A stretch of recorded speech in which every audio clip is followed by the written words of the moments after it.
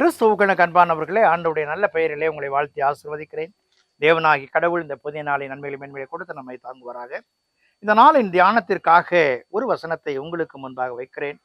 அது சங்கீதங்களின் புஸ்தகம் 25ஆம் சங்கீதம் 21வது வசனம். உத்தமமும் நேர்மையும் என்னை காக்க கடவது, நான் உமக்கு காத்திருக்கிறேன். சங்கீதக்காரனாகிய தாவீது ஒரு அழகான வார்த்தை சொல்லுகிறார். உத்தமமும் நேர்மையும் என்னை காக்க, என் வாழ்க்கையில உத்தமமும் நேர்மையும் என்னை காக்க கடவுது. இன்றைக்கு நான் உங்களோடு கூட நேர்மை என்கிற வார்த்தை, ஹானஸ்டி, பகிர்ந்து கொள்ள விரும்புகிறேன். மனிதனுடைய வாழ்க்கையில நேர்மை என்பது பிற பொருளுக்கு ஆசைப்படாமல் தனக்கு உண்டானதில திருப்தியாகவும் தனக்கு கொடுக்கப்பட்ட நேரங்களிலே தன்னுடைய பணிகளை செவ்வாயாய் ஆற்றுகிறதிலும் அமைந்திருக்கிறது. மக்கள் நேர்மையை விரும்புகிற மக்களாய்த்தான் காணப்படுகிறார்கள். இங்கு தாவீது தன்னை உத்தமனாக நேர்மையாளனாக காக்கப்பட வேண்டும் என்ற மன்றாட்டை வைக்கிறார். அவன் நேர்மை தவறின பொழுது, அந்த நேர்மை தவறின செயல்பாடு சுட்டி காண்பிக்கப்பட்ட பொழுது அவன் தன்னை சீர்படுத்தி கொண்டு வாழ்கிற நிலைக்கினராக வருகிறதை நாம் பார்க்கிறோம். கிறிஸ்தவ விசுவாசிகள் நேர்மையாளர்களாக இறை பண்பை வெளிக்காட்டி வாழ்கிற மக்களாக அவர்கள் காணப்பட வேண்டும். இறைவனை நம் வாழ்க்கையிலே காட்டும்படியான ஒரு நிலை நமக்கு வர வேண்டும். நேர்மை எங்கே அடங்கி இருக்கிறது? நம்முடைய செயல்பாடுகளில் அடங்கி இருக்கிறது.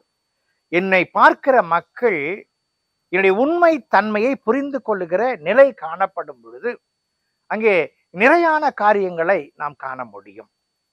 இன்றைக்கும் இந்த தேசத்துல வாழ்ந்த எத்தனையோ பெரியவர்கள், எத்தனையோ சிறப்பான தலைவர்கள் இறைவனுடைய நேர்மையை சாட்சி பகர்ந்து வாழ்ந்த மக்களாய் காணப்படுகிறார்கள். நேரம் காலம் கருதாத ஆற்றுகிற பணிகளும் அப்படி கொண்டு வருகின்றன. நேர்மைக்கு உதாரணமாக ஒருவரை உங்கள் மத்தியிலே நான் வைக்க விரும்புகிறேன். கோயம்புத்தூர் பகுதியிலே ஜிடி நாயுடு என்று சொல்லி ஒரு அறிஞர் இருந்தார்.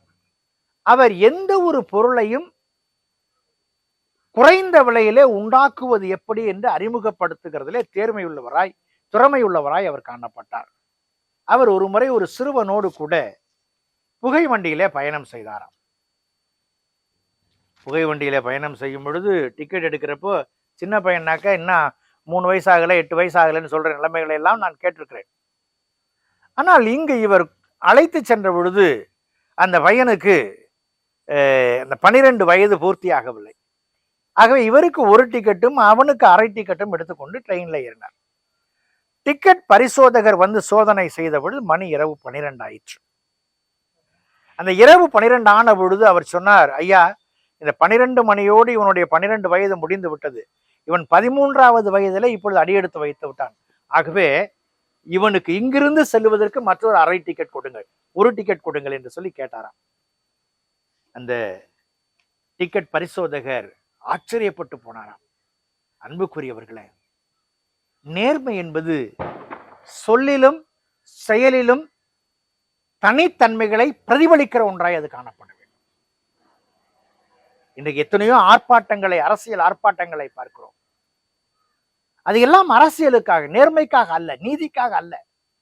ஆனால் இறைவன் தந்த மீட்பின் வாழ்வில தடம்பதிக்கிற நீங்களும் நானும் இறைவன் காண்பித்திருக்கிற நேர்மையை பிரதிபலிக்கிற, உண்மை தன்மையை பிரதிபலிக்கிற வாழ்க்கையில அடியெடுத்து வைப்போம் என்று சொன்னால் இறைவன் நம்மில மகிமைப்படுவார் என்பதில மாற்றமில்லை. அந்த கிருபைகளை தேவன் கொடுத்து ஆசீர்வதிப்பாராக. ஜெபம் செய்வோம். பரிசுத்தமும் கிருபையும் நிறைந்த நல்ல ஆண்டவரே, நீர் தந்த இந்த நாளுக்காய், இந்த வேலைக்காய் நன்றியோடு துதிக்கிறோம், ஸ்தோத்திரிக்கிறோம். நீர் நேர்மையை விரும்புகிறவர், நேர்மையை காண்பித்தவர். அந்த நேர்மையை நாங்களும் பின்பற்ற நீர் எங்களுக்கு கிருபை பாராட்டும். கிறிஸ்து இயேசுவில் ஜெபிக்கிறோம், ஜெபக்குள்ள பிதாவே, ஆமென்.